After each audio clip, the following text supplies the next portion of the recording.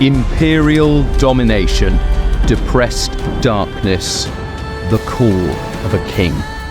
Perhaps the most famous disciples are Peter, on whom Jesus famously declared he'd build his church, or John, who so emphasized God's love for humanity.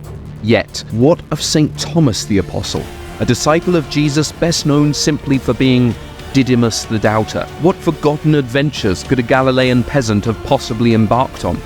Imagine being in his shoes. Your anguish for adventure gives way to the greatest adventure you could possibly imagine.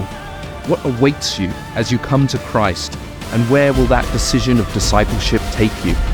This is the story of St. Thomas the Apostle.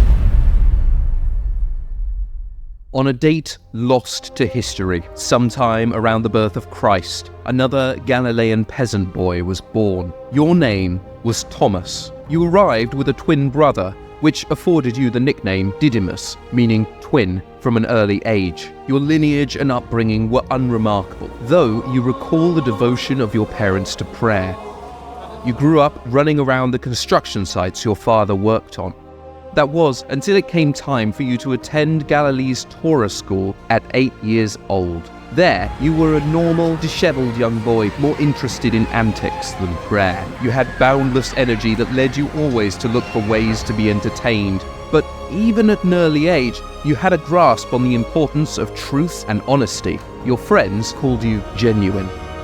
At 13, you remember squeezing your sweaty palms and exchanging glances with your brother as you stepped out to give your speech at the bar mitzvah, the Jewish coming-of-age ceremony. Still, when you graduated Torah school that year, you decided academia wasn't for you. Not because you weren't intelligent, on the contrary, you were known for being rational.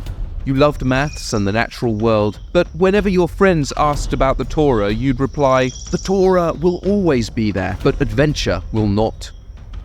As was Jewish custom, in place of higher education for those who left Torah school, you embarked on apprenticeships with your father and uncle. At that time, your father was working on the construction of a new synagogue in town. Returning to the construction environment you grew up in was, in some ways, like a return home. These were some of the best days of your life. Relating to and learning from your father, man to man, made you appreciate maturity for giving you a new opportunity to grow your relationship with the most important man in your life. The labor was back-breaking, and manning the brick-baking furnace left something to be desired. But the camaraderie and time spent with your father was worth it, even if you'd call dibs on bricklaying any day of the week to avoid stoking the fires. Your brother seemed to have had an even better time. He loved the construction work and decided he would remain with his father and follow him in his trade.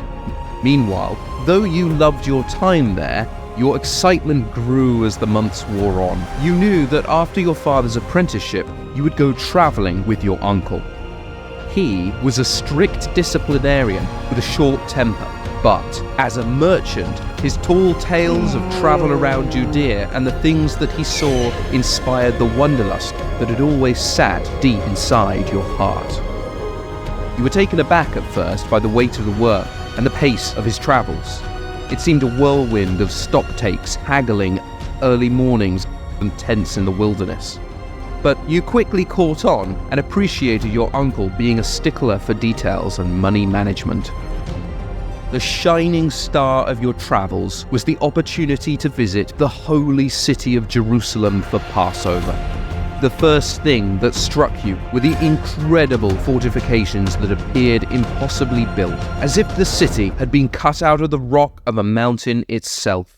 Yet, defeated its defences had been. Your caravan traipsed past an encampment of travelling Roman soldiers who laughed at your shabby ensemble and shook their heads into their cups of wine. The Roman presence was unmistakable, with guards stationed at the entrance of the city and gates flying Roman colours. You recalled your education on the history of Jerusalem and how the Romans had besieged and taken the city only a few decades prior in what became known as 63 BC at the hands of Pompey the Great. Still, it had taken the Romans 3 months and the most sophisticated siege weapons of the time to overcome the defences. The Romans had since upgraded the walls even further in fear of Parthian invaders from the east in what became known as Iraq and Iran. As you entered the city, your uncle told you not to stare, but you could not avoid it. There were people there from what seemed every corner of the known world and even beyond that. The shouts in various languages, Hebrew, Aramaic, Greek and Latin, surrounded you, ringing out from the crowds as criers called their wares and teachers shouted their exhortations at anyone who would listen. This was, after all, the largest city in the Roman Empire east of Alexandria in Egypt and Athens in Greece, with a population that city magistrates estimated around 600,000.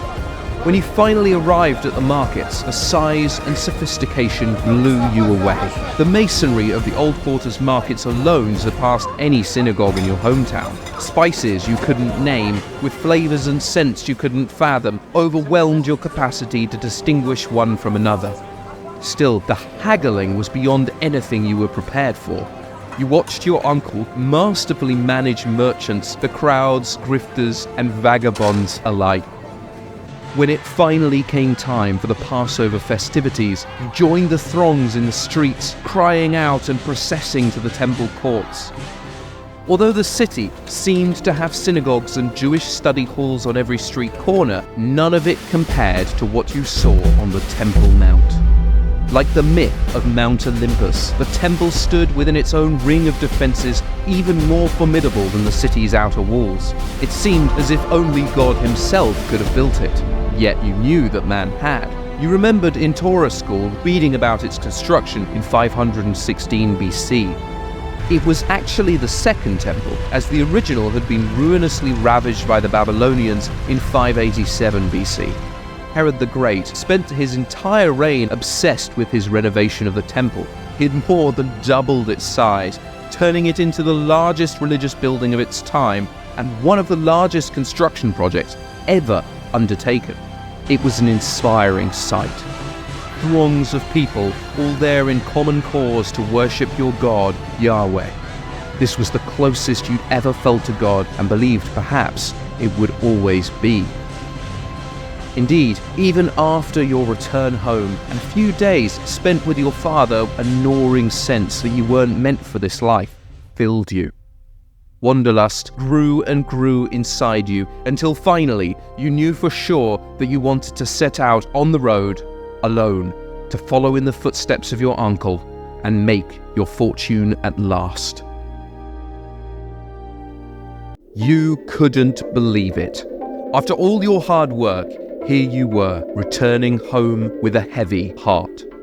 As you gazed out over the fishermen hauling in their boats in preparation for the Sabbath, you heard a familiar voice calling your name. You looked over and saw your brother, now in his 30s, cantering towards you. Although you smiled, there was a firmness in your gaze that unsettled him. You could see him examining your mop of ragged hair, now streaked with greys, and the disheveled beard that was in need of a groom. You must have looked a lot older than he'd expected. You revealed you had had some small success as a trader, but never reached the dizzying heights you dreamed of as a boy, or even really surpassed your uncle who had now retired. Still, you had worked hard, saving what you could with a vision to buy a boat so you could make the trips to Syria more easily. But one fateful day, only a few weeks prior, you were attacked on a road in Samaria. Your wagon had been looted and the highwayman had made off with whatever wealth you had. You returned to face your friends and family, as broke as the day you left, but 15 years older and with much less dignity. You seemed different to the boy he remembered, still Thomas, but lacking in that spark that had defined so much of you. The light in your eyes was dim, and your hope had been snuffed out. Your brother wondered quietly if it would ever return. He asked what you thought about adventure, and you shrugged dismissively, gazing off into the horizon over the glittering sea before you. Shortly afterwards, you succeeded in rejoining your father and brother on his new construction project. It was an adjustment, but the work was honest, and slowly you overcame the shame and disgust that you felt at yourself. But you never allowed yourself to hope again. It was too much to hope that dreams could come true. Even the closeness to God that excited you in Jerusalem now seemed a far-off memory. You thought you knew your place in the world. There in Galilee, building with your Father, nothing would ever change. Until the day that Jesus called your name. You were a disciple of Christ. The fact that you were a latecomer to Jesus' group of disciples made it even harder to believe. You didn't count yourself as having any particular standout skills, although then again neither did the other men and women in your group. There were fishermen with temper problems, a former tax collector who had worked for the Romans, a zealot, a religious extremist of the day, and even a formerly demon-possessed woman. Jesus said everything right, and yet he never seemed to quite do what anyone was expecting. He even frequently disappeared to go into retreat and pray or travel to another town alone. Sometimes you felt more like a fanboy chasing a celebrity than an actual disciple. Still, you were a trusted confidant.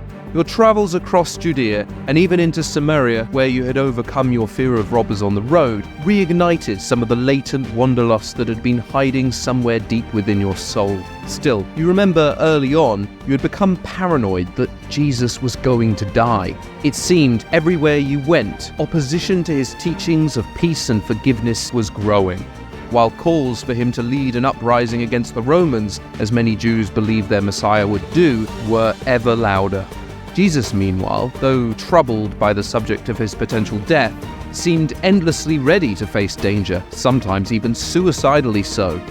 In a peak of frustration, you once spoke for all the disciples when Jesus insisted on returning to a town where the inhabitants there, only days before, had been trying to stone him to death, saying, "Let us go with him, so that we may too die with him." Your fear of his death led you to hold on to him ever tighter. Indeed, you thought it better to die with your dream than live to see your dreams dashed once again. Yet, all too soon, dashed they were. Your prophecy of Jesus' death came to pass with the brutal crucifixion of your Christ. The pain of the gaping, festering wound of your loss made the shame of returning home to your parents years before seem like a pinprick in comparison. Your dreams were dead. Your hopes were dead. Your pride, dead. Your brain was all but dead. You entered a fugue state, between bouts of sobbing and gazing at the wall. You were afraid even to pray, hardly able to face God with the possibility that for 3 years you had all been following the wrong Messiah. Speechless silence slowed the seconds that snuck sullenly away like smoke